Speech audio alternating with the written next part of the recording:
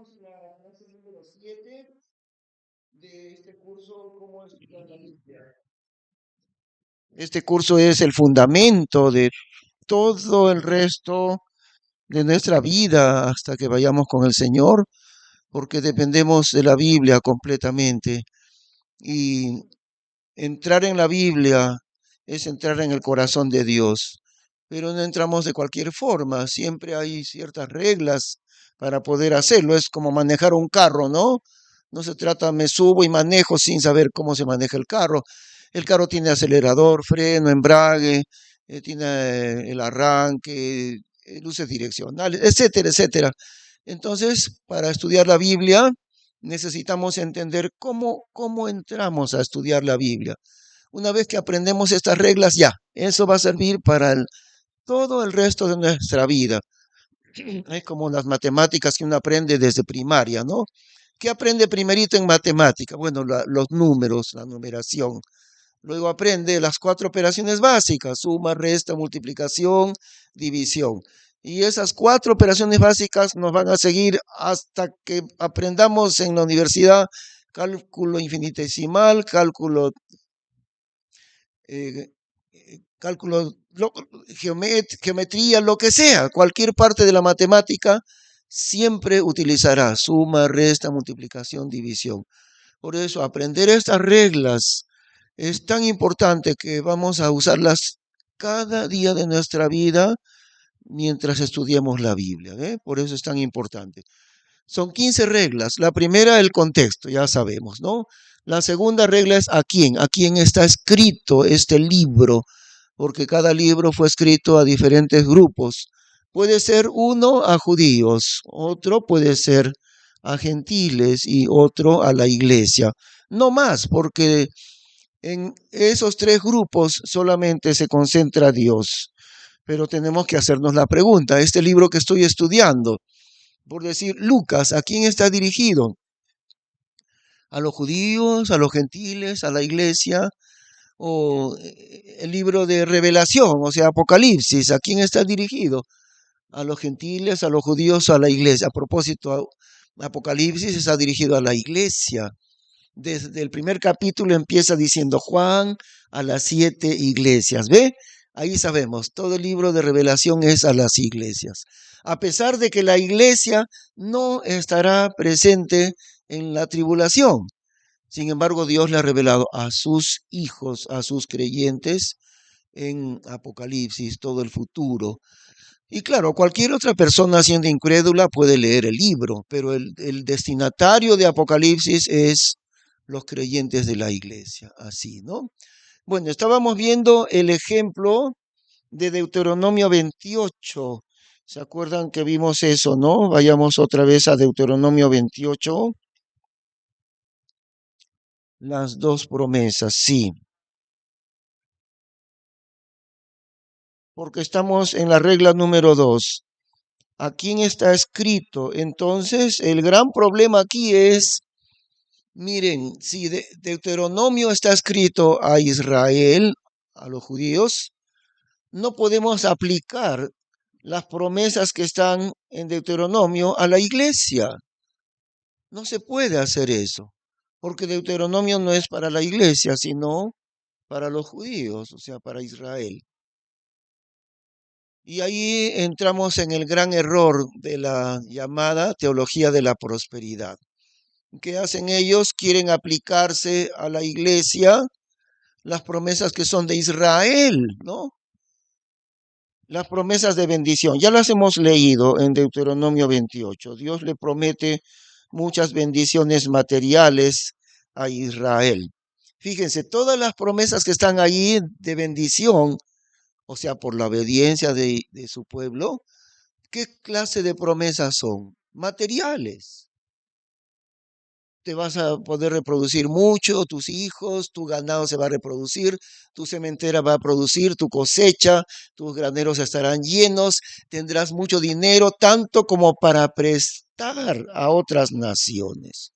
Tú no vas a pedir prestado, otras naciones te van a pedir prestado a ti, y serás la cabeza y no serás la cola. ¿Han escuchado eso, no? Que algunos dicen, el cristiano tiene que ser cabeza y no cola. Bueno, eso no es una promesa para la iglesia. Esa es una promesa para Israel. Aquí está, y serás cabeza y no cola. A ver, ¿en cuál versículo está? A ver, estamos en Deuteronomio 28, 13, ¿no? Y ponerte a Jehová por cabeza y no por cola, y serás encima solamente y no serás debajo, cuando obedecieres a los mandamientos de Jehová tu Dios, que yo te mando hoy para que guardes y hagas. Es cierto que Dios va a bendecir a un creyente, que un creyente va a ser un gran ejemplo en su trabajo y va a tener los primeros lugares. Sí, sí, claro. En general, cualquier persona que obedece a Dios recibirá bendición de Dios.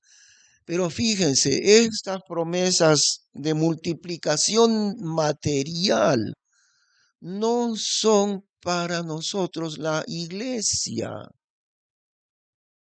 ¿Y saben qué? Así como no son para la iglesia las bendiciones de prosperidad material, tampoco para la iglesia son las maldiciones que están acá. Porque acá las maldiciones que están ahí son mucho más grandes que las bendiciones. Ninguna de las dos es para la iglesia, ni las bendiciones materiales, porque la iglesia le es prometida de Dios. Primero, Dios no le promete a la iglesia llenarse de riqueza. ¿Qué le promete Dios a la iglesia? ¿Qué nos promete a nosotros? ¿Ah? Ajá, ya, muy bien. Pero en cuanto a lo material, ¿cuál es la diferencia entre Israel y la iglesia?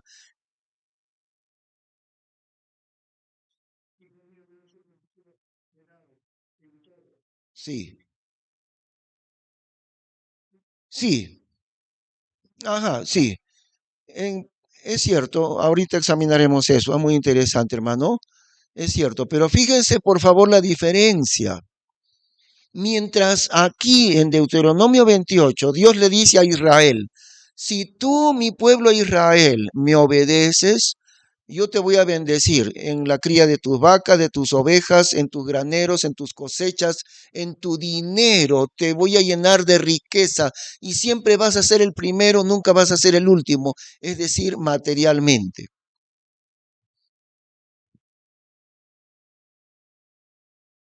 Eso es lo que les estoy preguntando, ¿cuál es la diferencia? Al cristiano Dios no le dice te voy a llenar de riquezas, pero sí le dice que nos va a dar lo necesario, que no nos va a desamparar. Contentos con lo que tenemos, porque Dios dijo, no te dejaré ni te desampararé. Abrigo y comida. Fíjense por favor la diferencia. A los creyentes de la iglesia, Dios no nos promete riquezas materiales. Algunos creyentes llegan a ser ricos, sí, claro, son casos excepcionales, pero la promesa de Dios a la iglesia no es de riquezas materiales, no hay esa promesa para la iglesia, no hay,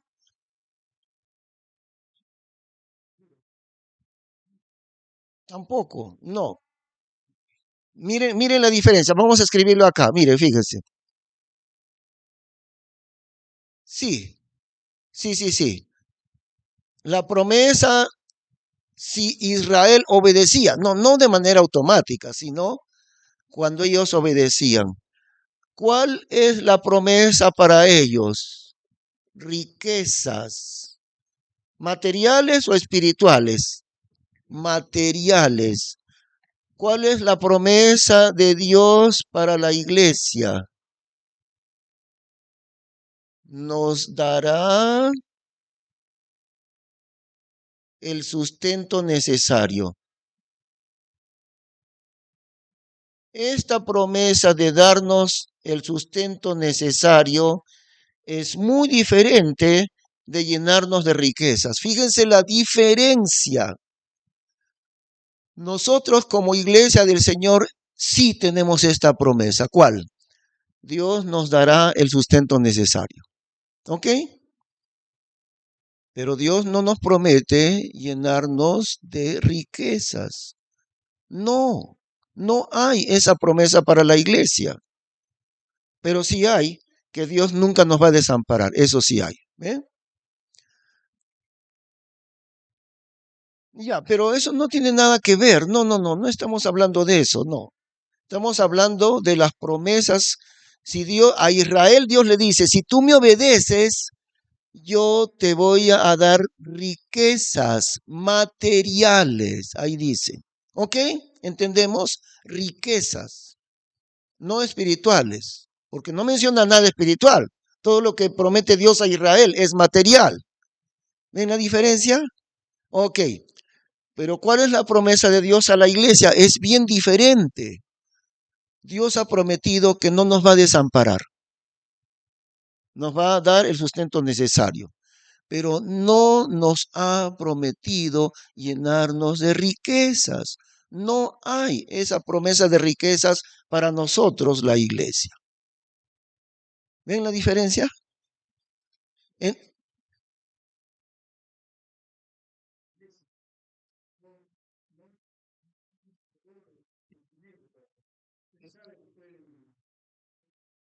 Bueno, muchas razones pueden haber. Lo que podemos decir es esto, Dios sabe lo que hace. Dios sabe lo que hace. Pero lo que quiero que entiendan bien, por favor, miren la diferencia. Entonces vienen a decir esos que se llaman de la teología de la prosperidad, ¿qué dicen?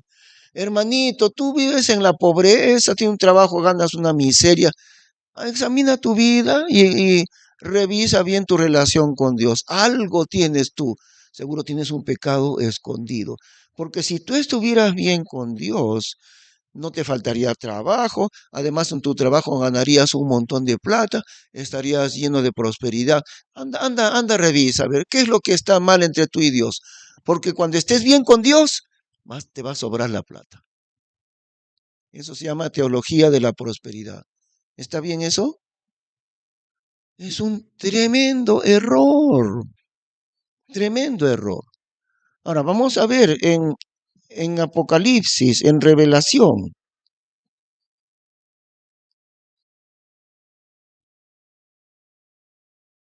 en el capítulo 2.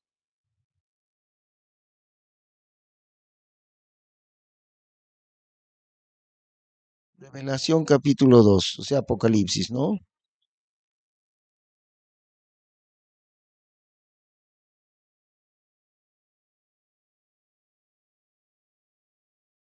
Capítulo 2, en el versículo 9. Yo sé tus obras y tu tribulación y tu pobreza, pero tú eres rico. ¿Ven? Es una iglesia pobre, pero Dios dice, tú no eres pobre, tú eres rico. Materialmente pobre, espiritualmente a los ojos de Dios, esta iglesia está llena de riqueza. ¿Ven la diferencia entre la iglesia e Israel? ¿Se dan cuenta? Yo sé tus obras y tu tribulación y tu pobreza, pero tú eres rico, no materialmente, sino a los ojos de Dios. ¿Qué más? Y sé la blasfemia de los que se dicen ser judíos y no lo son, sino que son la sinagoga de Satanás. Es una blasfemia atribuirnos a nosotros, que somos la iglesia, las promesas de Israel. Por eso es tan importante este segundo principio. ¿A quién está escrito? Deuteronomio, ¿a quién está escrito? No a la iglesia, claramente a Israel. ¿Ven? Miren cómo dice ahí, Apocalipsis 2:9. La blasfemia de los que se dicen ser judíos y no lo son. ¿Qué cosa dicen? Hermano, si tú estuvieras bien con Dios, uy, tus bolsillos están llenos, estarías prosperando un montón. Además de que tú andas mal todo el tiempo, te quedas sin trabajo, y si tienes trabajo no ganas nada. No, no, no, tú estás mal espiritualmente, algo tienes, no, no me vas a hacer creer. Tú tienes un pecado oculto, Anda, examina tu conciencia. Y por eso estás pobre, porque como estás en pecado, por eso estás pobre. Eso es una blasfemia de los que se dicen ser judíos y no lo son. Aplicándole a los judíos, Dios le dice a Israel, me obedeces y yo te voy a llenar de riquezas. Se lo aplican la promesa de Israel a los creyentes de la iglesia. Es una blasfemia. Aquí dice la blasfemia. Y se repite, miren, en el capítulo 3, versículo 9 también. Se repite, ¿ah? Capítulo 3, verso 9. He aquí, yo doy de la sinagoga de Satanás. Los que se dicen ser judíos y no lo son, mas mienten. He aquí yo los constreñiré a que vengan y adoren delante de tus pies y sepan que yo te he amado. Otra vez, y cuando Dios repite algo es porque es bien importante. La blasfemia de los que se dicen ser judíos y no lo son. No podemos, por lo tanto, aplicarnos a nosotros las promesas de Israel, de los judíos. ¿Eh? Ahora, eso es en cuanto a la riqueza material. Vayamos a las promesas de maldición, otra vez Deuteronomio 28.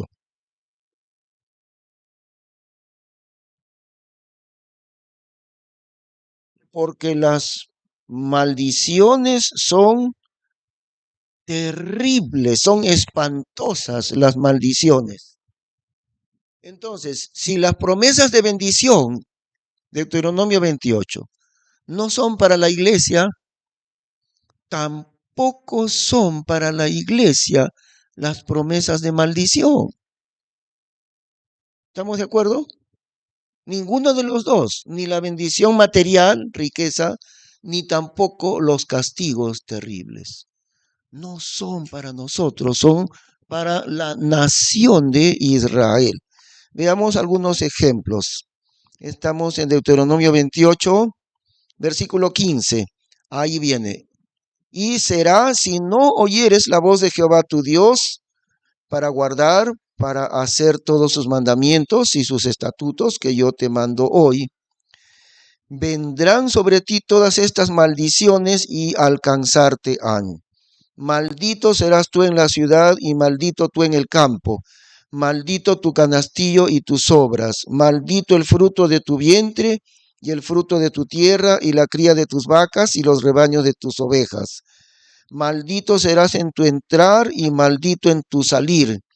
Y Jehová enviará en ti la maldición, quebranto y asombramiento en todo cuanto pusieres mano e hicieres, hasta que seas destruido y perezcas presto a causa de la maldad de tus obras por las cuales me habrás dejado. Jehová hará que se te pegue mortandad hasta que te consuma de la tierra a la cual entras para heredarla. Jehová te herirá de tísica y de fiebre y de ardor y de calor y de espada y de hidropesía y de ictericia, y perseguirte han hasta que perezcas. Y tus cielos que están sobre tu cabeza serán de metal, y la tierra que está debajo de ti de hierro. Dará Jehová por lluvia a tu tierra polvo y ceniza. De los cielos descenderá sobre ti hasta que perezcas. Jehová te dará herido delante de tus enemigos. Por un camino saldrás a ellos, y por 7 caminos huirás delante de ellos. Y serás por estremecimiento a todos los reinos de la tierra. Y será tu cuerpo muerto por comida a toda ave del cielo y bestia de la tierra, y no habrá quien las espante. Jehová te herirá de la plaga de Egipto, y con almorranas, y con sarna, y con comezón de que no pueda ser curado. Jehová te herirá con locura y con ceguedad y con pasmo de corazón. Terrible, terrible. Saltamos un poquito. Versículo 32. Tus hijos y tus hijas serán entregados a otro pueblo, y tus ojos lo verán y desfallecerán por ellos todo el día, y no habrá fuerza en tu mano. El fruto de tu tierra y todo tu trabajo comerá pueblo que no conociste, y nunca serás sino oprimido y quebrantado todos los días.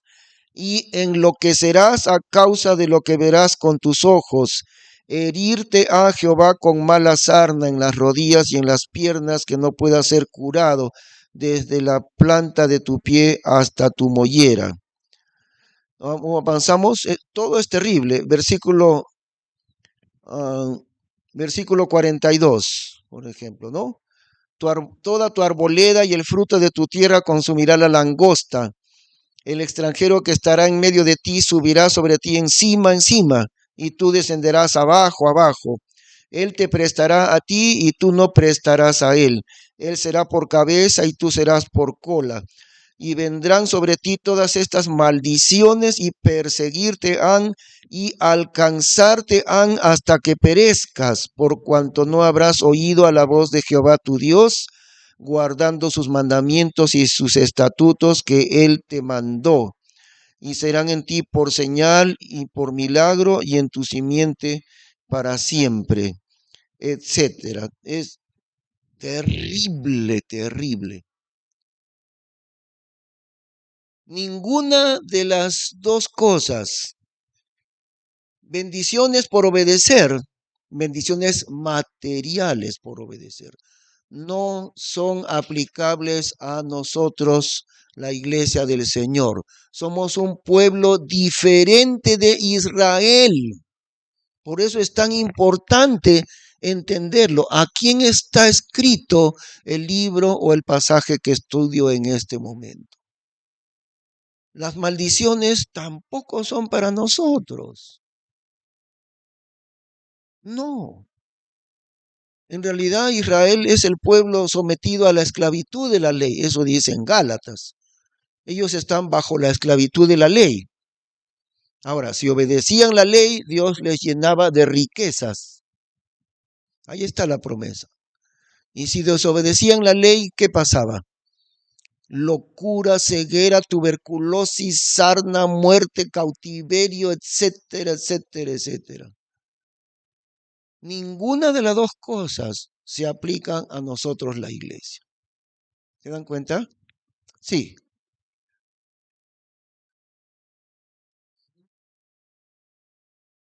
Ya, recordemos el holocausto en la Segunda Guerra Mundial, ¿no? 6 millones de judíos quemados por los alemanes, por Hitler. Eso es la maldición que está escrita acá.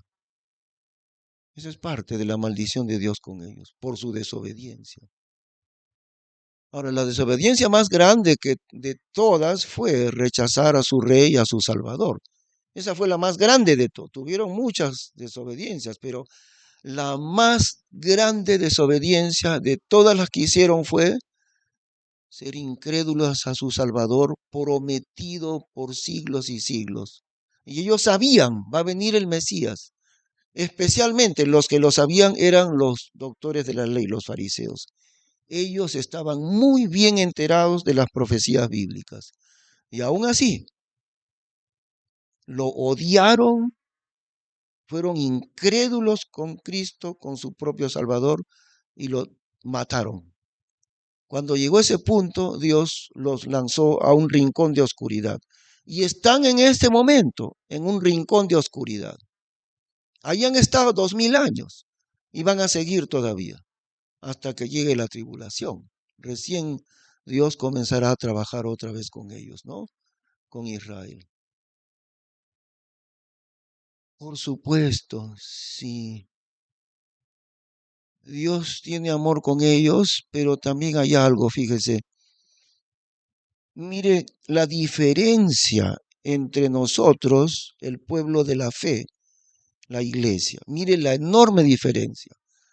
A nosotros que somos la iglesia, Dios nunca nos ha dicho, nunca, me obedeces y te lleno de riqueza, me desobedeces y te maldigo cuando me desobedezcas. Eso nunca nos ha dicho Dios a nosotros como iglesia. ¿Ve? Hay una fuerte diferencia con Israel. Ellos eran el pueblo de la ley. Nosotros no somos el pueblo de la ley. ¿Bajo qué estamos nosotros? Bajo la gracia de Dios. Ellos eran esclavos. Nosotros somos hijos. El esclavo puede vivir en la casa junto con la familia, pero el esclavo sigue siendo esclavo. ¿Cuál es la diferencia entre el esclavo y el hijo? Ahí está la diferencia entre Israel y la iglesia. Y es la misma diferencia entre Ismael, el primer hijo de Abraham, el hijo de la carne. Vamos a ir un ratito al libro de Gálatas, ¿ya? Vayamos a Gálatas un ratito.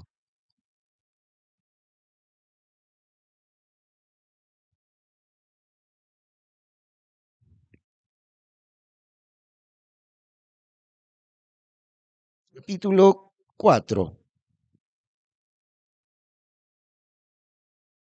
Gálatas 4:21.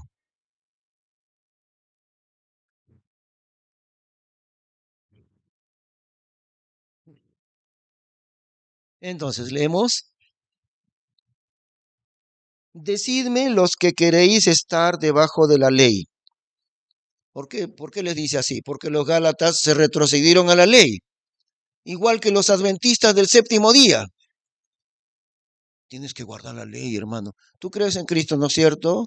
Sí. Ah, sí, perfecto. Pero ¿sabes qué? No es suficiente. ¿Qué tú crees que tan fácil es ser salvo solamente por creer? No. Tienes que guardar la ley. Y el principal mandamiento que tienes que guardar es el sábado. Entonces el hermano se trastorna su fe cuando los mentirosos adventistas le vienen a decir eso. Pero los gálatas eran igual que los adventistas. Tienes que guardar la ley, hermanito. ¿Tú crees que tan fácil es recibir vida eterna? No, tienes que guardar la ley. Ese era el problema de los gálatas. Entonces, ¿qué les dice? Verso 21. Decidme los que queréis estar debajo de la ley. ¿No oís a la ley? Porque escrito está que Abraham tuvo dos hijos, uno de la sierva y uno de la libre. El primer hijo, Ismael, ¿no? De la sierva egipcia, hijo de la carne, no de la promesa de Dios. Fue una equivocación. Uno de la sierva y uno de la libre. Mas el que era de la sierva nació según la carne, o sea, Ismael.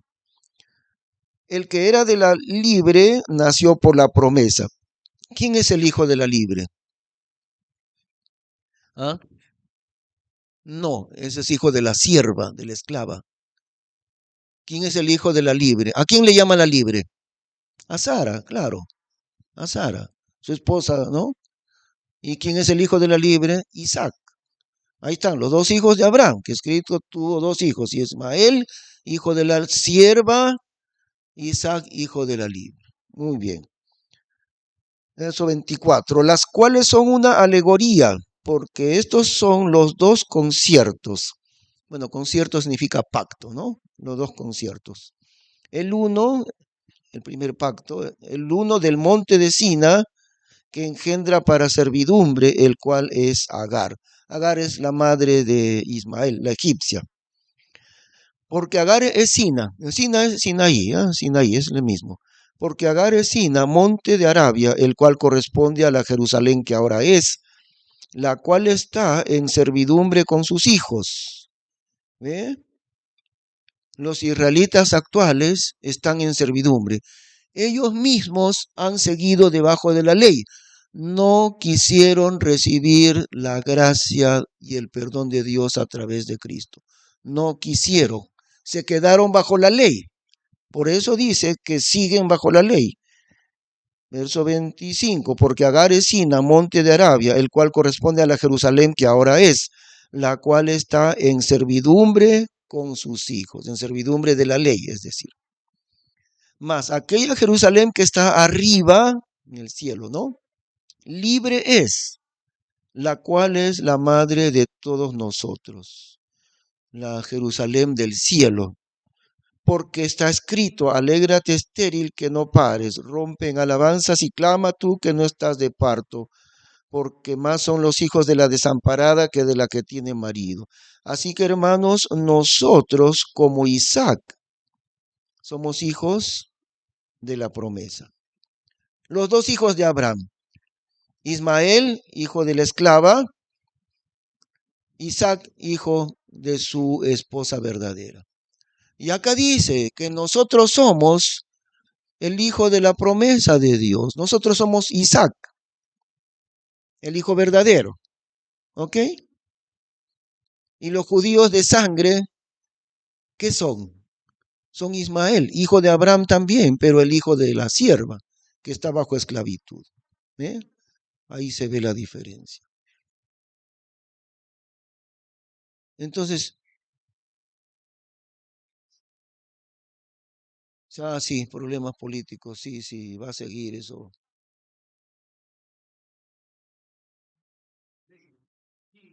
Siguen bajo la ley, sí. Siguen ignorando a Jesús, sí, es increíble, pero Israel dentro del mundo es uno de los países más incrédulos en el mundo entero.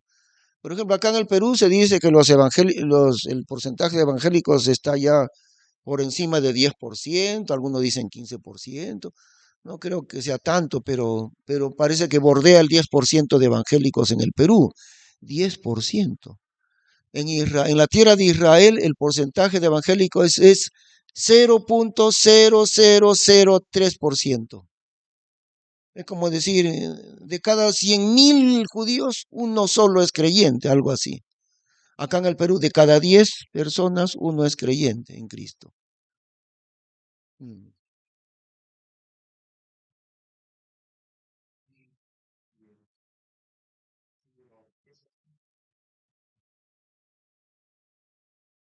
Ah, claro, ahí está, pues se cumple la promesa de Dios, ¿no? Claro, sí. La promesa de bendición se cumple, sí, siempre se ha cumplido. Pero también se cumple con ellos la promesa de maldición, porque no solo han sido ricos en el mundo, siempre, también han estado perseguidos. Sí, sí, hasta ahora. En 1492, que Colón descubrió América, ese mismo año, los reyes católicos, Isabel y Fernando e Isabel, dieron un decreto de expulsión de los judíos de la tierra de España. Y en España estaba la colonia judía más numerosa de toda Europa. ¿Saben qué pasó? Los judíos tuvieron que escapar a los países vecinos. Morían de hambre porque salían a otros países y nadie les quería ayudar. Se morían de hambre, miles y miles y miles de judíos. Todo el tiempo ha sido eso. Ha habido olas de persecución contra ellos, siempre, olas de persecución. Y por otro lado, también ha habido bendiciones muy grandes de Dios con ellos, ¿no? Por eso se cumple, Deuteronomio 28 se cumple. Mm, sí, pues. Ah, sí. Claro, sí, sí, sí, sí, sí, sí. Claro, sí. Es cierto.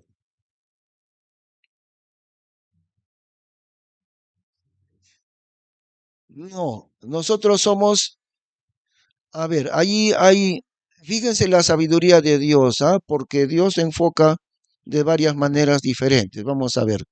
Voy a escribir acá la manera como Dios enfoca a Israel. Miren, esto es algo parecido, miren, escuchen bien, esto es algo parecido a lo que Dios le dice a Babilonia. Dios dice, Babilonia, instrumento de ira, instrumento de mi ira para castigar a mi pueblo Israel. Así dice, que Dios usó a los babilonios para castigar a su pueblo Israel. Y después Dios le dice a Babilonia, tú serás castigado porque te atreviste a tocar a mi pueblo Israel. Tú te has atrevido a tocar a mi pueblo escogido. Tú serás castigado por haber hecho eso. No tuvo misericordia de Israel. Y Dios castiga a Babilonia por haber tocado a su pueblo Israel. Pero se han dado cuenta de lo que acabo de decir. Y al mismo tiempo Dios está diciendo que Babilonia es instrumento de la ira de Dios para con su pueblo Israel. Por eso es que en Romanos dice, Oh profundidad de la sabiduría y de la ciencia de Dios. Cuán insondables e inescrutables son sus caminos. Porque ¿quién entendió la mente de Dios? ¿O quién le enseñó a él para que él sea recompensado? Porque de él y por él y para él son todas las cosas, dice Romanos capítulo 11. Entonces Dios está diciendo, Babilonia es el báculo de mi ira para castigar a Israel. Y luego le dice a Babilonia, tú serás castigado por haberte atrevido a tocar a mi pueblo escogido. ¿Se dan cuenta? Y Irak, sí, Irak. Ya, miren lo que les acabo de decir. Ahora, no, no es Siria, es Irak, Irak. Siria es con el mismo nombre de la Biblia, es el mismo país, Siria. Pero Babilonia ya no se llama Babilonia, se llama Irak. ¿Ve? Irán es Persia, el Persia de la Biblia, Irán. Y la antigua Babilonia es Irak. Ahora, acabo de decirles algo que es muy extraño, ¿no es cierto? Así es que Dios obra.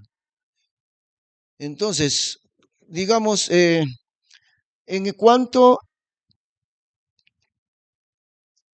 a Israel y la iglesia, en el libro de Gálatas, ¿qué dice?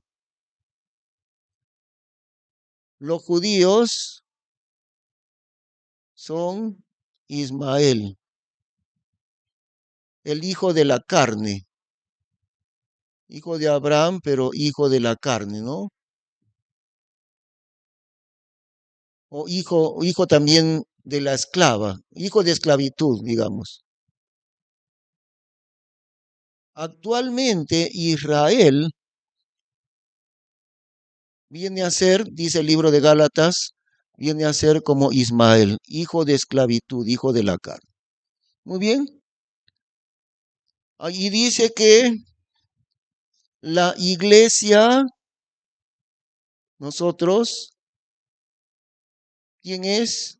Isaac, hijo de la promesa. Muy bien, hemos entendido eso, ¿no es cierto? Miren lo que dice el libro de Gálatas, que los judíos actuales, bueno, desde el tiempo de Cristo también, ellos son hijos de esclavitud, hijos de la esclava egipcia, son ellos, ¿ok? Y que nosotros, la iglesia, somos Isaac, el hijo de la promesa. Muy bien. Ahora, vamos a ver lo que dice Romanos, ya no Gálatas, sino Romanos. Ay, bueno, gracias. ¿Qué es lo que dice Romanos? Dice esto, que Israel es el olivo verdadero. El olivo verdadero de Dios son ellos. Muy bien, recuerdan eso, ¿no? Y que la iglesia, nosotros, ¿qué cosa somos? El olivo chusco.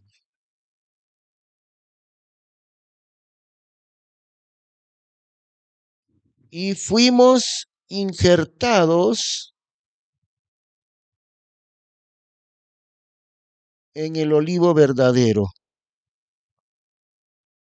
Fuimos injertados en el olivo verdadero que es Israel. Ahí está, ¿no es cierto?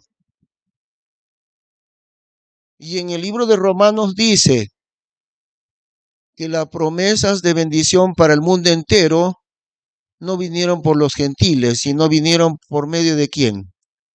Por medio de los judíos, por medio de Israel. ¿Eh? Miren cómo Dios enfoca de dos maneras diferentes la diferencia entre Israel y la iglesia. Porque en Gálatas dice, la iglesia es el hijo verdadero de Abraham, hijo de la esposa de Abraham. Eso es la iglesia. Y los judíos de sangre son hijos de esclavitud, son hijos de la esclava egipcia, los judíos de sangre. Eso dice Gálatas, ¿ok? Ahora, miren lo que dice Romanos, que Israel es el olivo verdadero y nosotros el olivo chusco, o como un hijo recogido, algo así, ¿no? Que nos trajo una familia, nos trajo de la calle y somos el hijo recogido. Eso dice en Romanos. Y que el olivo verdadero de Dios no somos nosotros. El olivo verdadero de Dios es Israel. ¿Ok? ¿Podemos entender a Dios? Pero es que así es Dios. ¿Ah? Así lo hayan crucificado. En el libro de Romanos dice que ellos son el olivo verdadero, no nosotros. Nosotros somos el olivo chusco injertados en el olivo verdadero. Y el olivo verdadero no somos nosotros, son ellos, Israel. Eso dice Romanos. Entonces, como bueno va a decir, ¿no? Dice, en Romanos mismo dice, ahí mismo, en ese capítulo dice, oh profundidad de la sabiduría y de la ciencia de Dios. Porque cuando nosotros decimos, ya ve, ellos son, los judíos son el hijo de la esclava y nosotros somos el hijo de Dios verdadero, somos Isaac. ¿Y qué cosa dice a Dios? Un ratito, espérate, ahí nomás, para el carro. Tú no eres el pueblo de Dios verdadero. El pueblo verdadero de Dios es Israel. A ti te han recogido de la calle. Tú eres el olivo silvestre. ¿Eh? Yo no voy a tratar de explicar estas dos cosas, pero eso es lo que dice la Biblia. Claro, también le dice a Israel, no a la iglesia, le dice a Israel, que Israel es la niña de sus ojos. Claro, lo dicen como si fuese la iglesia, pero está dirigido a Israel. Mm. Eso es el testimonio de la Biblia, porque cuando decimos Yahvé, nos jactamos contra Israel, esos son los hijos de la esclava. Y Dios dice, un momento, no, el pueblo verdadero de Dios son ellos, y tú más bien eres el hijo recogido. ¿Logrará alguien entender tanta sabiduría de Dios? No creo. Pero eso es lo que dice en la Biblia. Las dos cosas, ¿ves? Y si no entendemos las dos cosas, pues no entendemos la mente de Dios. Y cuando queremos jactarnos contra Israel y de esos desobedientes, incrédulos, Dios dice, no, no, no, no, no, el desobediente eras tú. Tú eras un gentil, uno que llamaban ellos llamaban los perros. Por eso la mujer sirofeniza, cuando una mujer gentil, ¿no? Jesús le dice, cuando ella pide, Señor, mi hija es gravemente atormentada por un demonio, ten misericordia. Jesús le dice, no está bien tomar el pan de los hijos y echarlo a los perrillos. Le está diciendo perrillos a ella, a su raza. Ella era de Siria, ¿no? Está diciendo Jesús, los hijos son Israel y ustedes los gentiles son los perrillos. No está bien tomar el pan de los hijos y echarlo a los perrillos. ¿Y qué contesta ella? Sí, Señor, pero hasta los perritos comen de las migajas que caen de la mesa de sus amos. Y Jesús le dice, mujer, en grande es tu fe, hágase contigo como quieres, ¿no? Y ella reconoce, sí, Señor, somos de los perrillos, de los gentiles. Y los hijos son ellos, Israel son los hijos, y nosotros los perrillos. Y después de decir eso, Dios dice, el hijo verdadero de Dios es la iglesia. Yo no voy a intentar explicar eso, pero eso es lo que dice la Biblia por los dos lados. ¿Eh? Bueno, así es Dios. ¿A quién le puede ganar a Dios, no es cierto? Eso es lo que dice la Biblia. Nos queremos jactar contra Israel. Dios dice, espérate, tú no te puedes jactar contra Israel. Y por otro lado dice, pero ellos son desobedientes, son hijos de esclavitud, son hijos de la sierva, de la esclavitud de la carne. Y tú, la iglesia, eres el hijo verdadero. Sí, claro, por la desobediencia de ellos hemos sido, hemos sido salvos. Sí, sí, sí, sí, sí. Y yo creo que una de las razones por la que Dios hace así las cosas es para que nadie se jacte en su presencia. ¿Qué dice? No por obras para que nadie se gloríe, ¿no es cierto? Efesios. Y también esto es así, para que nadie se jacte delante de Dios. Ni ellos se jacten, ni nosotros tampoco nos jactemos delante de Dios, para que cada uno permanezcamos en humildad, ¿no? Sí. Ah, sí, el hijo pródigo ujú, es Israel, sí. Ahí está, eso podemos ver dentro de un ratito. Descansamos un minutito y vamos a seguir con eso, hermano, sí, efectivamente.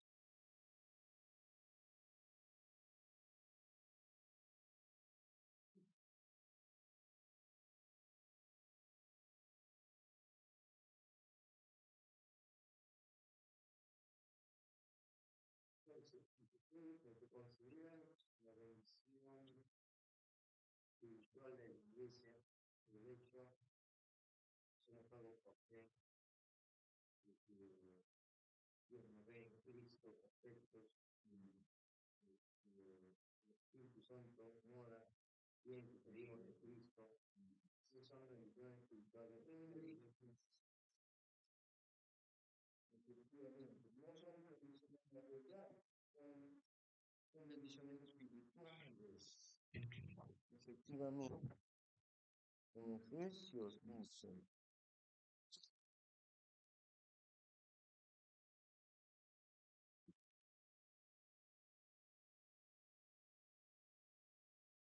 Muy bien, seguimos.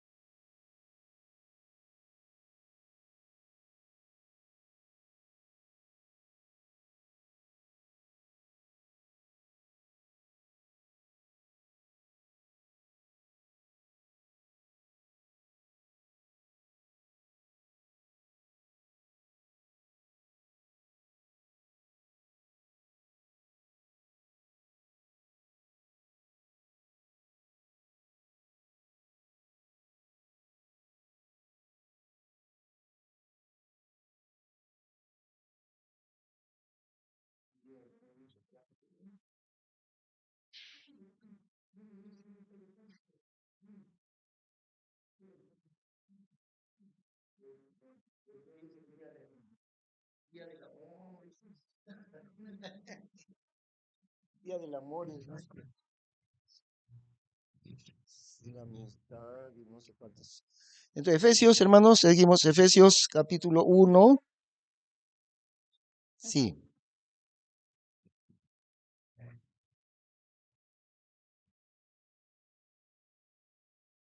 Efesios 1, vamos a leer.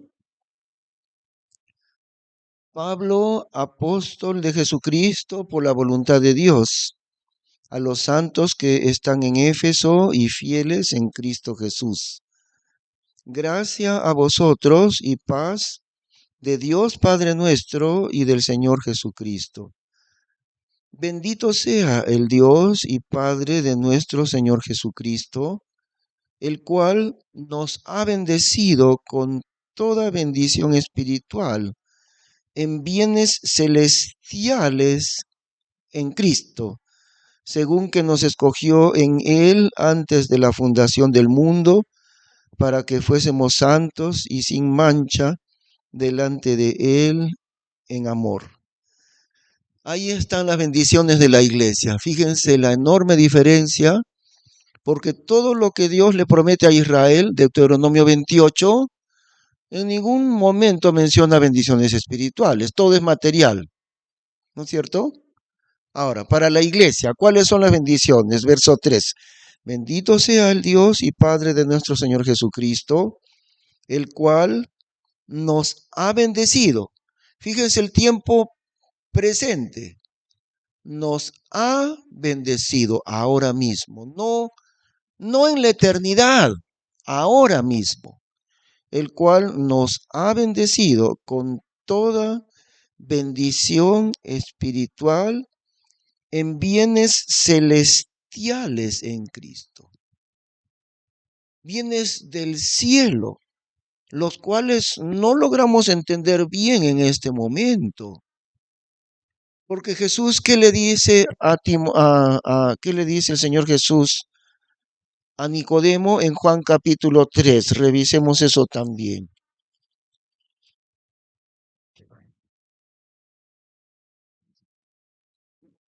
Juan capítulo 3,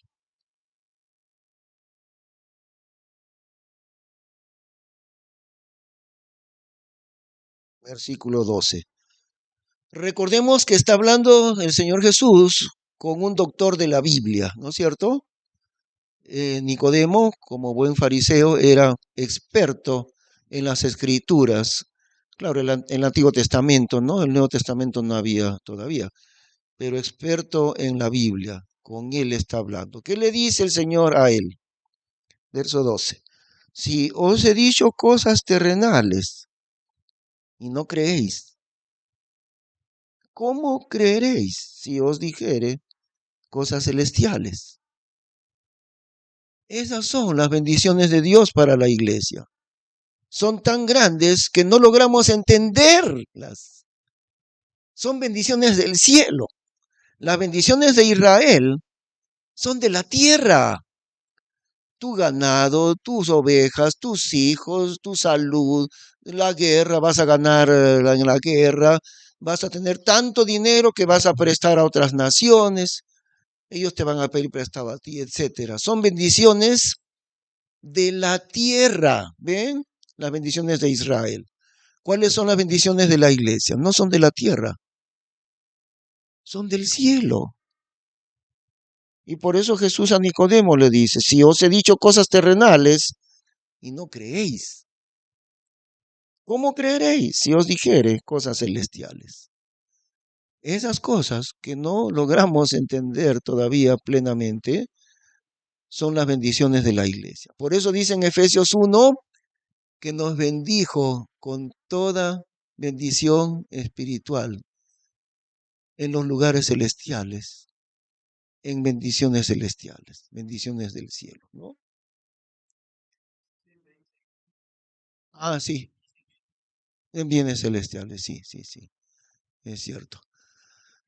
Ahora vamos a ver en el libro de Lucas lo que mencionó nuestro hermano Beto, porque ahí podemos entender también cuál es la diferencia entre Israel y la iglesia. en Lucas capítulo 15.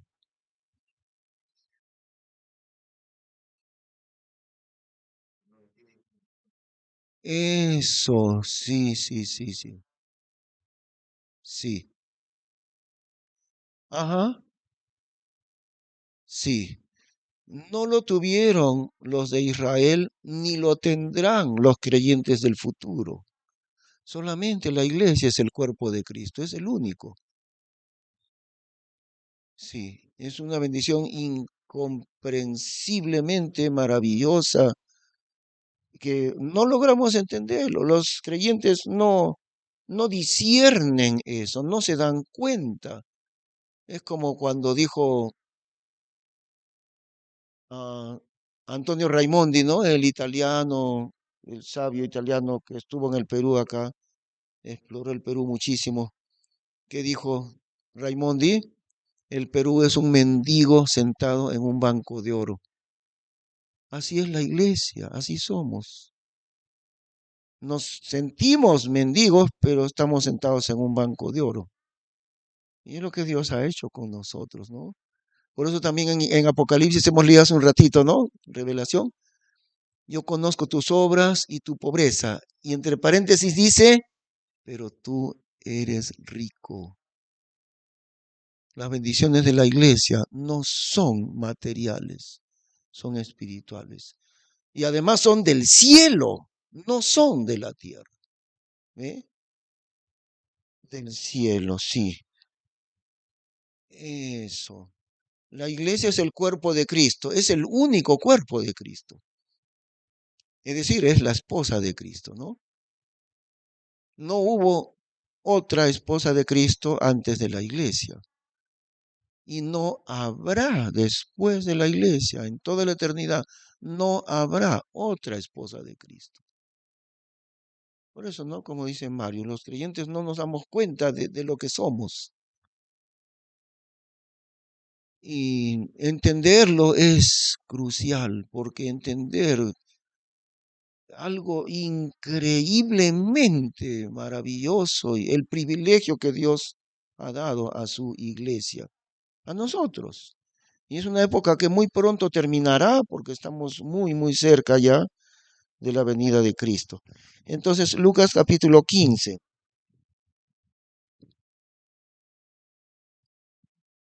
Lucas 15, versículo 11. Lucas. Lucas 15, 11.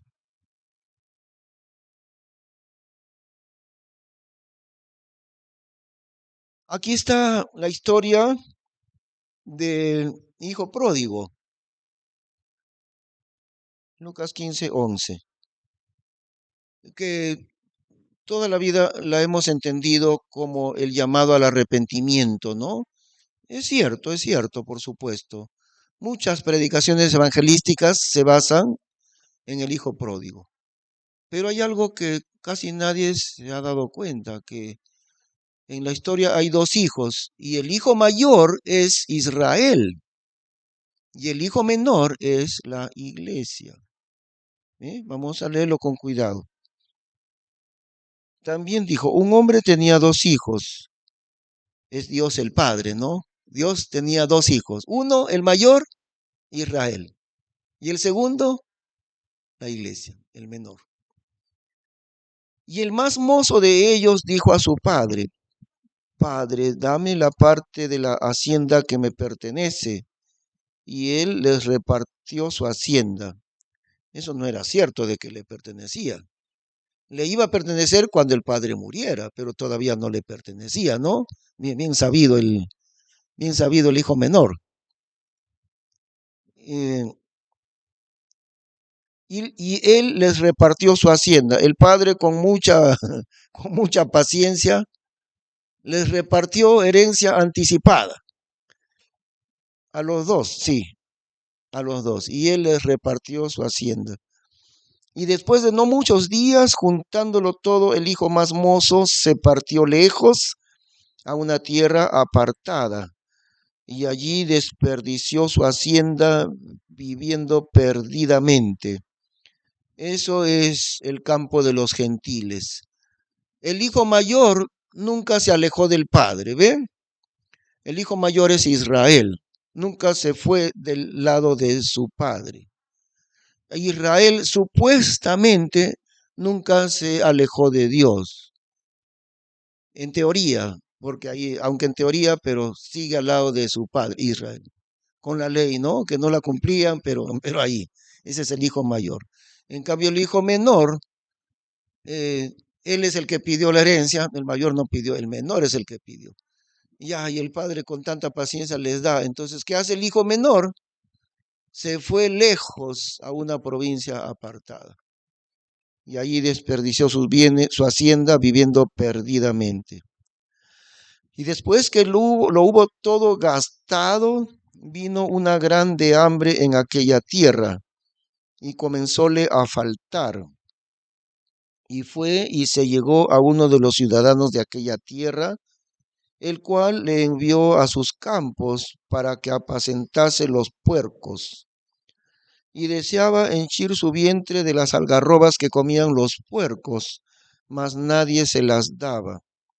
Y volviendo en sí, dijo, ¿cuántos jornaleros en casa de mi padre tienen abundancia de pan? Y yo aquí perezco de hambre. Me levantaré e iré a mi padre y le diré, Padre, pecado he contra el cielo y contra ti. Ya no soy digno de ser llamado tu hijo. Hazme como a uno de tus jornaleros. Y ahí encontramos el intento del hijo menor, que son los gentiles, que es la iglesia, el hijo menor, viviendo perdidamente, ¿no? Porque así ha sido en el mundo, mientras Israel tenía la ley de Dios, y aunque no lo obedecían, pero de todas maneras tenían la ley de Dios. Y mientras tanto los gentiles en absoluta ignorancia de Dios, en absoluta idolatría y paganismo y todas las cosas de perdición que hay en el mundo, así hemos sido los gentiles, muy lejos de Dios. El hijo menor se fue lejos de su padre y así los gentiles muy apartados de Dios. Pero el mayor no, el menor Israel estaba al lado de su papá. Bueno, por fin el hijo, después que todo se le acabó y con hambre, ¿no? El único trabajo de cuidar los chanchos y los chanchos comían, pero él no comía, ¿no? Los chanchos comían y él se moría de hambre. Entonces dijo, me levantaré, iré a mi padre y le diré, Padre, pecado, ¿no? Contra el cielo y contra ti. Ya no soy digno de ser llamado tu hijo. Hazme como a uno de tus jornaleros. Fíjense el intento del hijo menor. Él dice, reconoce, Señor, yo ya no merezco ser tu hijo. Todas las maldades que hice, no merezco tu nombre, tu apellido. Pero lo único que te pido es que por misericordia, papá, me aceptes como un peón más, como un jornalero más. Y ese es el intento de las personas, ¿no? Sabiendo que no merecemos ya nada de Dios, ¿qué queremos hacer? Recibir jornal, trabajar y recibir jornal. Queremos guardar la ley para recibir el favor de Dios. O sea, queremos tener una relación con Dios bajo obras y bajo salario, pensando que nosotros hacemos buenas obras y el salario de nuestras buenas obras será tener el favor de Dios. Y toda la gente piensa así, para llegar a Dios hay que hacer buenas obras, hay que portarse bien y debido a eso Dios nos va a pagar con la salvación. Y eso piensa el hijo. Hijo ya no soy, ¿no? Ya es lógico todas las maldades que hice, pero sí por lo menos que me acepte como jornalero, ¿no? Trabajo yo para mi padre, trabajo y él me paga, me paga. Quiere estar la persona, acercarse a Dios bajo la ley, bajo buenas obras y el salario de la salvación. ¿Se dan cuenta? Entonces, versículo 20. Y levantándose vino a su padre, y como aún estuviese lejos, le vio su padre, y fue movido a misericordia, y corriendo a él se derribó sobre su cuello y le besó. El papá corrió sobre el cuello del hijo. De misericordia, seguía siendo su hijo, ¿no?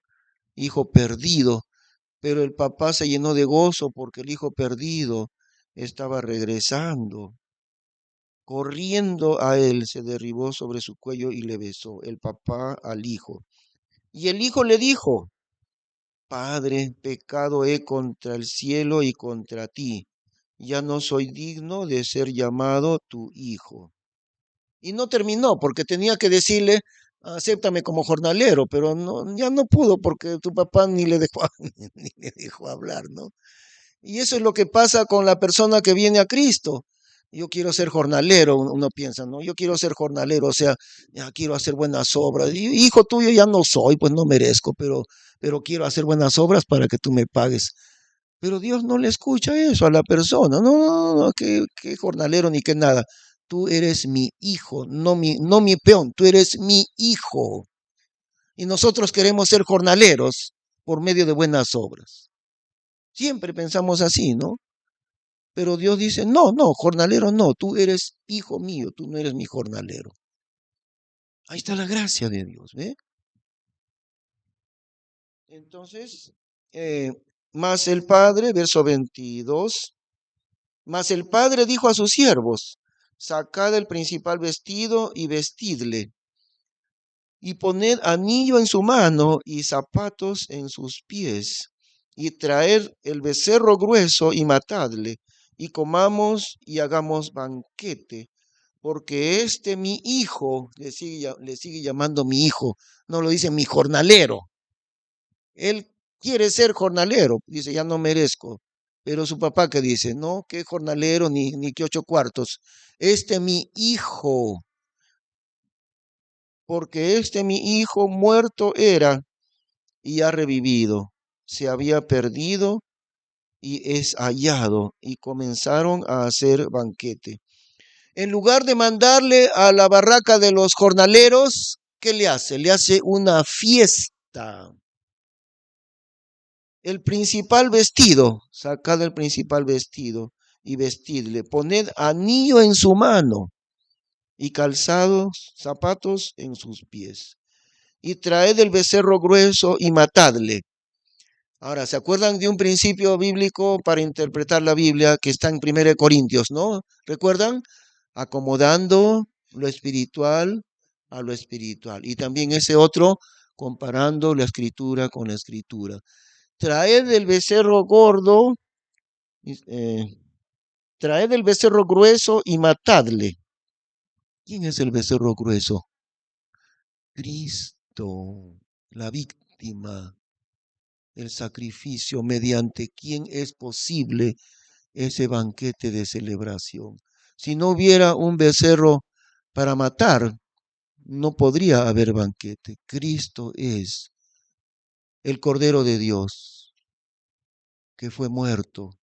Y en virtud de su muerte, recién se puede celebrar el banquete de la salvación. ¿No es así?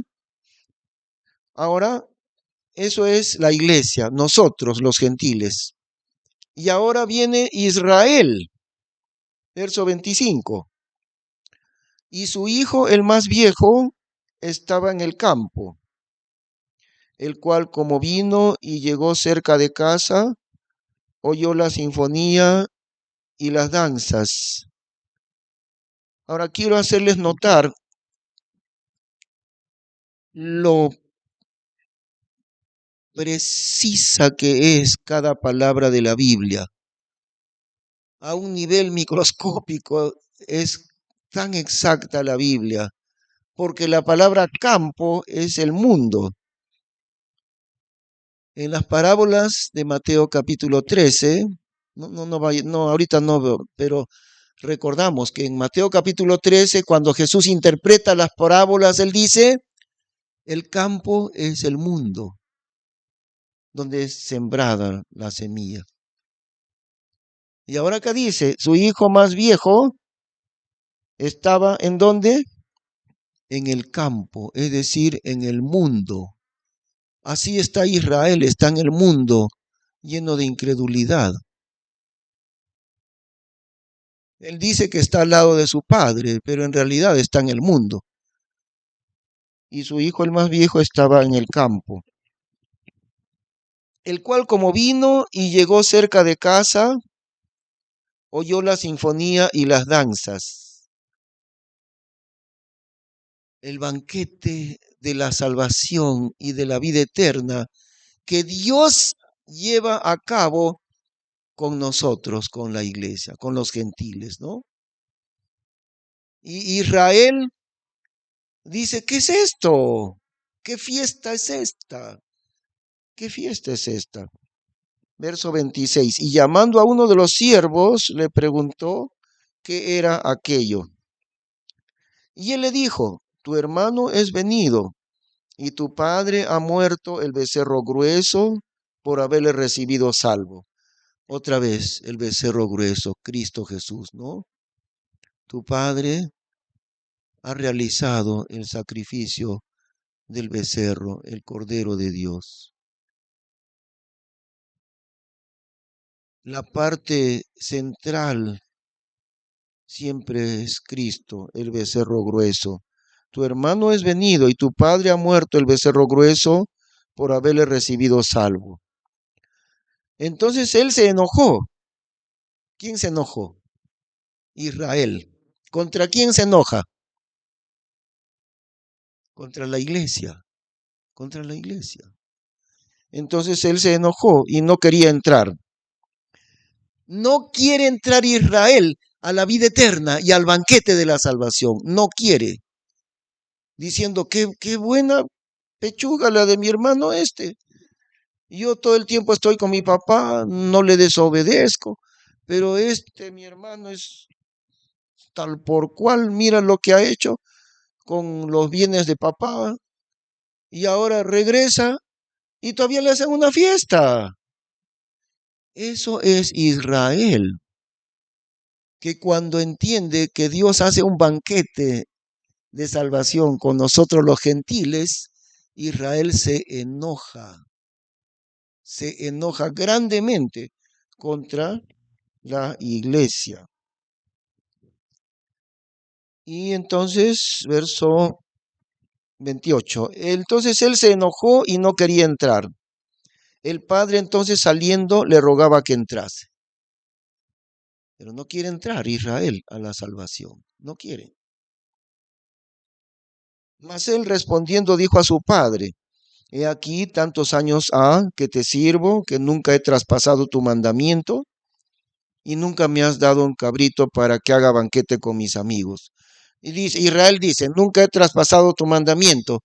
Mentira, solamente en teoría nada más, solamente en teoría.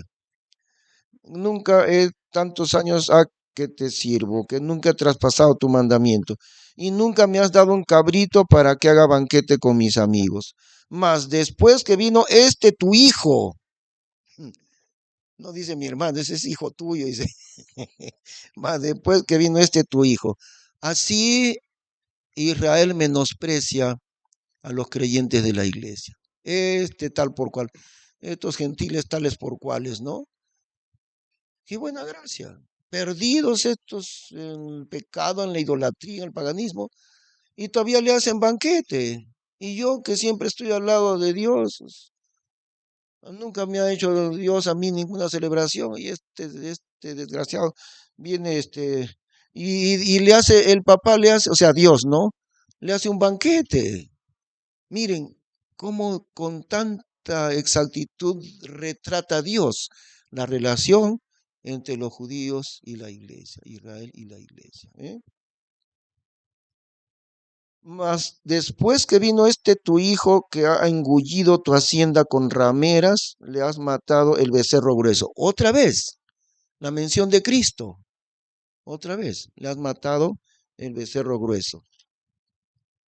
Él entonces le dijo, hijo, tú siempre estás conmigo y todas mis cosas son tuyas. Eso concuerda, ¿no? Porque ¿qué dice la Biblia? ¿Qué dice Pablo en los Romanos? Porque de Israel son las promesas, la época, las promesas, los patriarcas, la salvación, el culto, el sacerdocio, etcétera, etcétera. De ellos, de Israel son. Y el pacto. Y el Padre, versículo 31, Dios reconoce, ¿no? Hijo, tú siempre estás conmigo. Y todas mis cosas son tuyas. Todas las cosas de Dios pertenecen a Israel. Al menos en teoría, pero pertenecen a Israel. Todas mis cosas son tuyas. Mas hacer banquete y holgarnos era menester, porque este tu hermano muerto era y revivió, se había perdido y es hallado.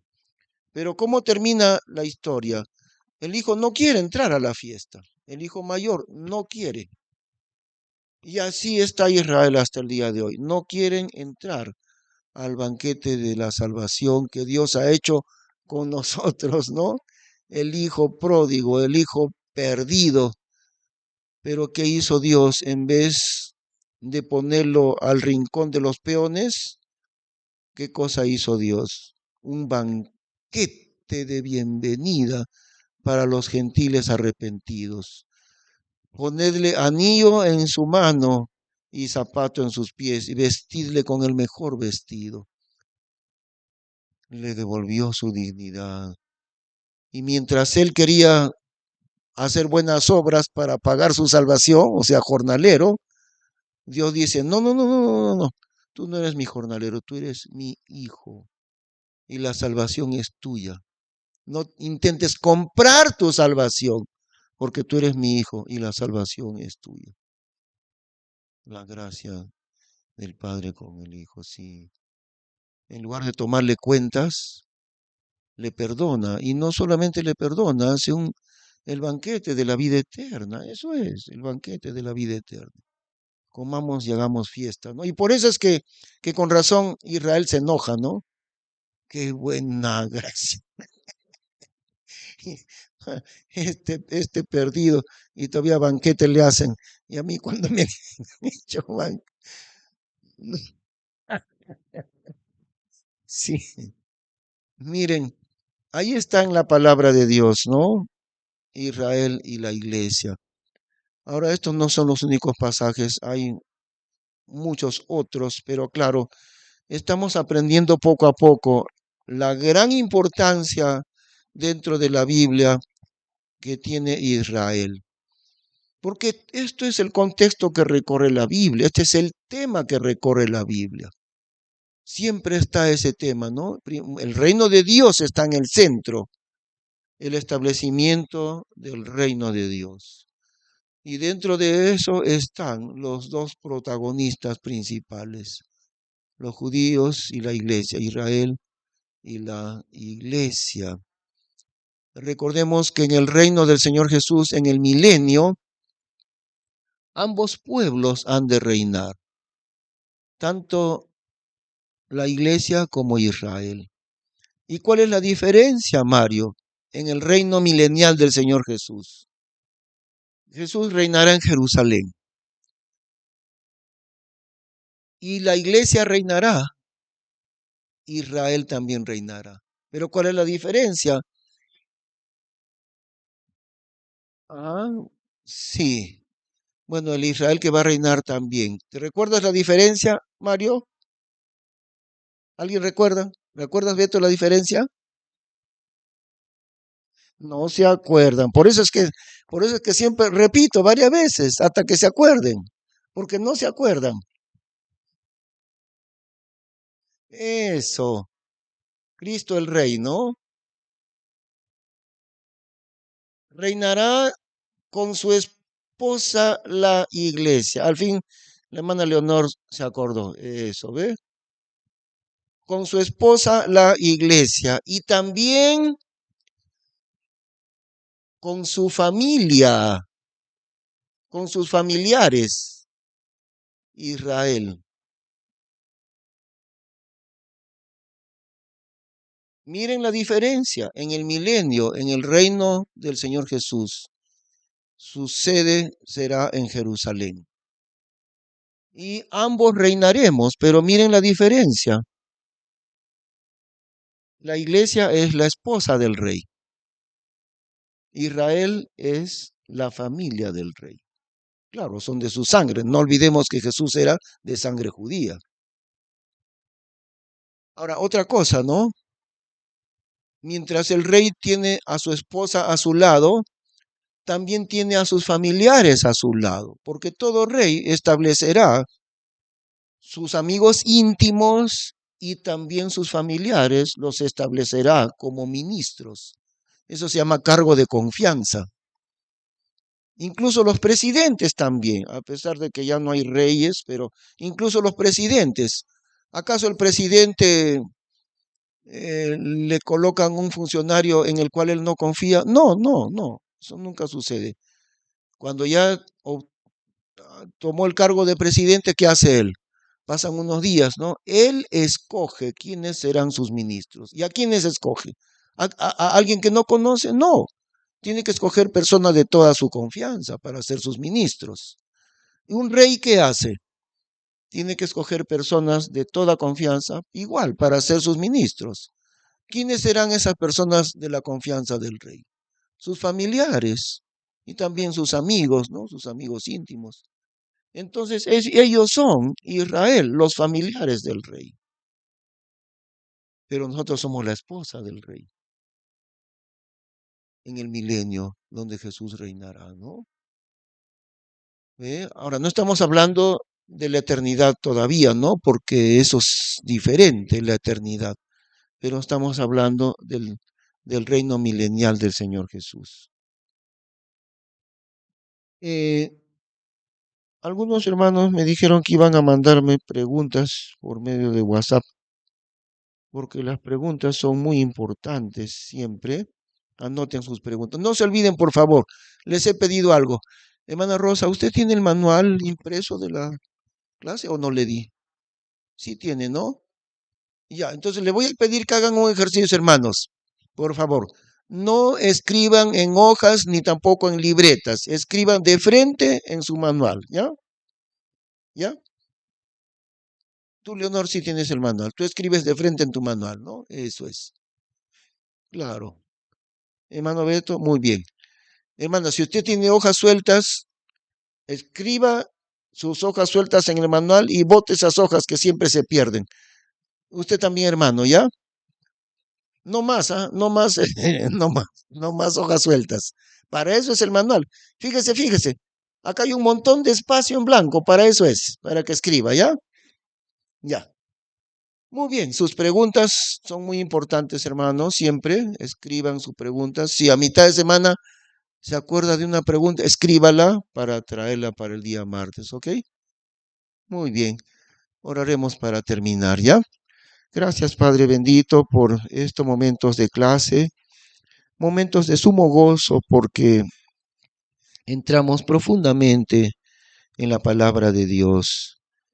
Tu palabra es la luz en medio de las tinieblas. Gracias por ella, gracias por cosas tan absolutamente increíbles que estamos aprendiendo, especialmente en cuanto a la iglesia, a la esposa de Cristo, el cuerpo de Cristo. Un privilegio absolutamente más allá de nuestro entendimiento, el privilegio que nos has dado al ser la esposa del Salvador. Oh Dios, ayúdanos a responder al llamamiento tuyo, ese llamamiento tan grande que nos has hecho como iglesia tuya, Padre Santo.